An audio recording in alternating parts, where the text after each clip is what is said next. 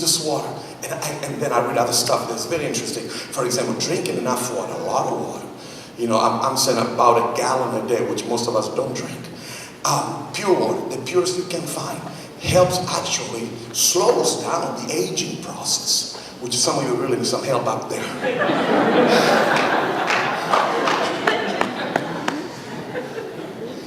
Because the water has a way to replace old cells with new ones. The more water flows, the old cells, the doctor will tell you that. And so your skin will look smoother and better. You don't need creams. Just drink water. Look how beautiful I am. You know what I'm saying? I'm just messing with you. The more water you drink, the more you prevent cancerous cells from developing. This is all science. This is not even Bible. But when Jesus said, you got to drink this water in the natural, he was telling them, let me show you the truth in the spiritual. Now listen, I can tell you stories and stories and stories. But then I went to a doctor, a friend that I go as a routine check, and I told him about this thing about water. He said, oh, let me tell you about it. This is a doctor. I know you don't believe preachers, but you believe doctors, right? You do? You shouldn't. Get 3 opinions before you get yourself cut. And I asked him, so we talked about this. Well, he said, Franco, he works at the hospital. He said, let me tell you something. When my nurse, is any nurse here? Any nurse? Is when my nurses come to me and say, doctor, I have a headache, I never give them Tylenol. Never. This is a doctor, tell me. He says, I tell them, go drink more water because you are toxic. You're intoxicated. And sometimes stress is a way of intoxicating yourself. Never gives them the option to get a Tylenol if they want to. And the reason why he tells me is because Tylenol really doesn't cure your trouble. Tylenol is a drug. It numbs you. The headache is still there. You just don't feel it anymore because you've been given some drugs. You understand that? I mean, we all knew this. But the doctor is telling me that the best remedy to your headaches and to your issue is drinking more water because you have deprived yourself from drinking water and your body is made, 80% of your body is a bubble of water. It's all water. And when you lack the ability to replenish the water that you lose, your body gets dysfunctional. Now this is good all by itself. But then he went on, because we had a really good talk, and I said, now let me ask you this. So what is this problem? What is the issue? He told me this. He said, have you ever been around old people? I said, I try to stay away from old people as much as I can. Because I don't want to be reminded I'm fixing to get there. I love you all. I like to be around young people. Oh, you get this Tuesday, okay. Now listen, he said, watch this, he said, have you ever been around old people? I said, yeah, my grandmother. He said, have you ever noticed they don't drink water? I said, yeah, my grandmother was not a good drinker of water. He said, let me tell you what, this is going to really blow you off. This is going to really, really give you a revelation. He said, the reason why they don't drink water and they have all these pain, articulation pains, motility pain, is because they don't understand that the body is like an engine. As the engine needs oil to work properly, the body needs water because we are made out of water. 70% of it is water. Okay, and he said they don't understand that the water in the body is your lubricant. Is the one that makes you, but it's no aging alone. Watch what he said. This is just good all by itself, but there's more. And then I said, but why is it that as we grow older, we don't drink? Here's what blew me away when he said this. He said, let me tell you why they don't drink. Because as you grow up as a young man, your habits have transmitted to your brain a redundant or a continuous action. In a few words, when you go to the restaurant, 90% of the time, you don't order water. You always want a Coke, a Sprite, nothing wrong with that. He said, but your brain is registering your habits. So your brain is telling your body, well, it looks like you don't need water, so go ahead and drink Sprite and Coke and all tea and coffee and replace water with other liquids. So he said, because your brain registered that if you grow up and develop 45, 50 years of habit, when you get to 60 or 70, you don't even touch the water. In fact, I can ask just about any one of you, if you have gone one day or maybe two without drinking water, most of you will say, I did. I've asked people, oh, sometimes I go one day without drinking water. I may drink fruit, I may eat fruit. And I said, but why is that? He said, Frank, this is what happens. That while the brain tells you not to drink water because it's being constrained, it's been forced by your habits, your whole body is screaming for help. This is a doctor. He said, have you ever been to a place where you say, oh, I'm so thirsty? He said, it's already late. You already have damaged partially something. Because the moment you have a spring of thirst, an outburst of thirst, you already damaged something. You shouldn't feel that way. You shouldn't have come to a place like, oh man, I gotta have some water. I'm so thirsty. That's bad. Your body should continually be replenished and refurnished. But he said, because we grow up with the alternative ways of replenished water, our brain registered the habit, and you grow old and you don't drink water. I've asked old people, do you drink water? Very rarely. And there is why, it's because their brain is telling you, you don't need that. Don't need that, because for 45 years, all you have done is drinking coffee, tea, Coke, and so the mind says, don't worry about it, but the body says, I need water. I can't move my fingers. I hurt when I get up in the morning. I cannot be motile. I cannot be fluid. And the doctor is telling me this thing, and I'm thinking Jesus was right. Yes. Because you have grown to be just like these old people. I don't need church. I can replenish, or I can replace church with something else. And while you're trying to substitute church with spirituality or games, all kinds of stuff, your whole life is screaming for help. You are in your 5th marriage. Your life is a disaster. You've been on drugs 3 times in jail, and you still say, I don't need God. Your brain is telling you, you don't need God. You don't need church, because you were never raised that way. But the whole life of yours is saying, I need God to help me out. I can live like this. I cannot be like this for the rest of my life. Something is going to have to change. I'm telling you, church and family and friends, this thing really works. But you're going to have to drink it.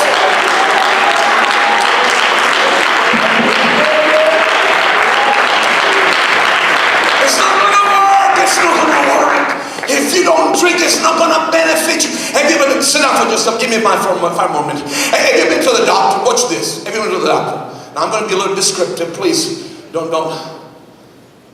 You said, doctor, I don't feel good. I got headaches. I feel a little. The first thing that he asks you is, let's have a urine test. Have you ever wondered why? Do you think the doctor is interested about your urine? Because in your urine hides the toxicity of your body. Because in the fluids, he can see how much water you're drunk. And you can stand right now and say, that's true. The first thing the doctor told me is, you don't drink enough. You're dehydrated.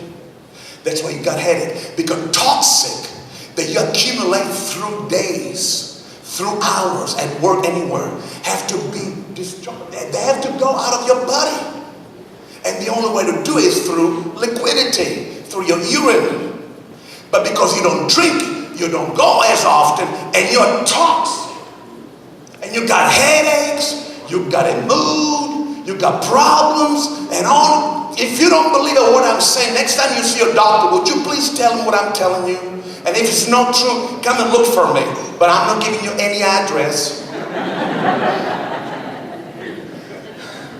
Am I telling you the truth? Isn't that what the doctor says? I want to tell you the reason why you're so toxic, whether you're a Christian or not, the reason why you're so toxic with everybody, everything that's going on, It's not because the world is worse than it used to be. It's still bad. It will always be bad until Jesus comes. But I want to tell you, there's some toxicity in your life. There's some things in your life that are toxic. There's some things that you have to get rid of it, or they're going to kill you. There's got to be something you're going to have to drink inside that will eliminate what's already inside of you and get it out of your system. And I'm telling you, you don't have to live a life of regrets. You don't have to live a life with unforgiveness. You have to live a life of hatred. You can be restored. You can be well. You can love again. You can trust again. You can have peace again. But you got to get this toxic stuff out of your system. You cannot be bitter for the rest of your life over what your husband or former husband did to you, or what your wife did to you walking out of it. I want to tell you one thing. You need to get rid of some things inside of you, and nothing can help you unless you drink it.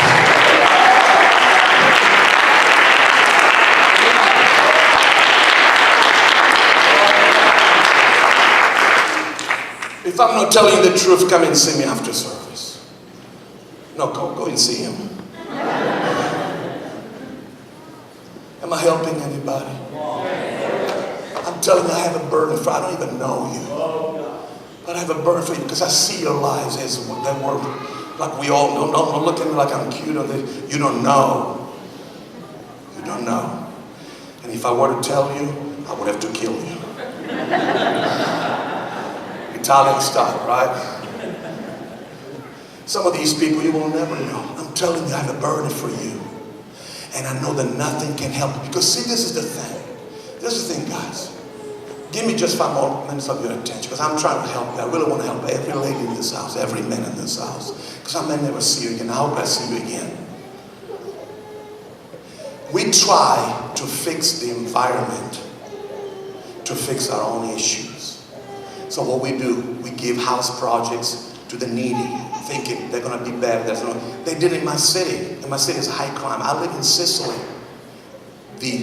We export a lot of good things from Italy, but one thing we exported was the mafia. It was a big deal. I was raised in the middle of all of this stuff. And I remember they said trying to alleviate the weight of mafia and crime organizations by giving some of these people who are coming out of jail housing projects.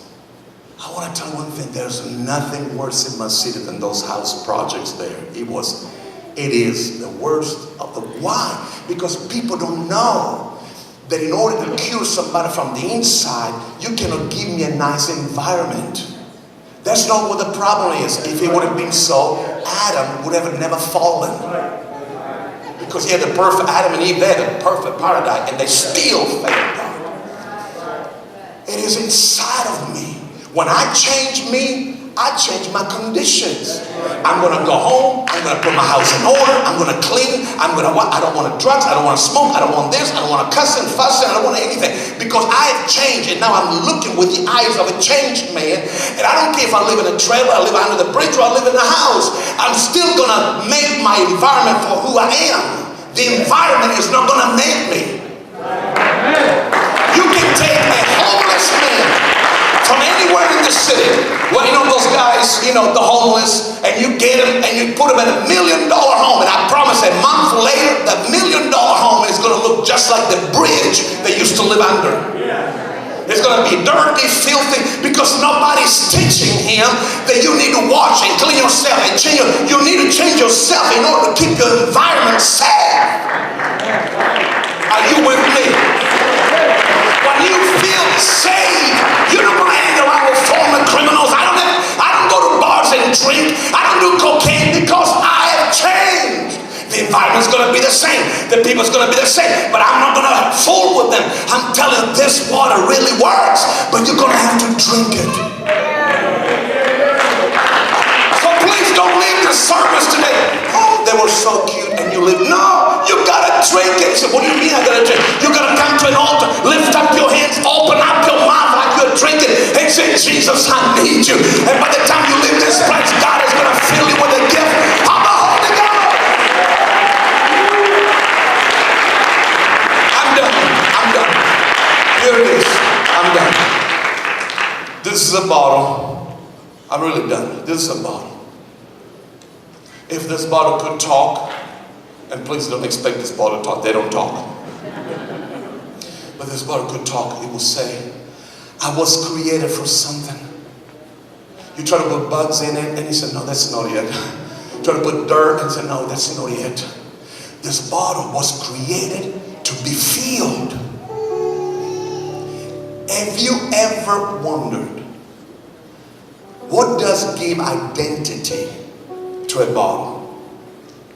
Is the bottle or is the content? Can anybody answer? The content. If you put wine, there's a wine bottle. If you put whiskey, it's a whiskey bottle. The bottle takes its identity by whatever is inside of it. Whatever is inside of you makes you who you are.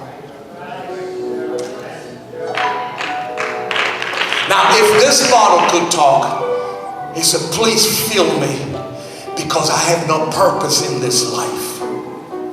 Because the purpose of the bottle is to be useful, to be feeling like I finally found my content, and now I feel like I'm worth something.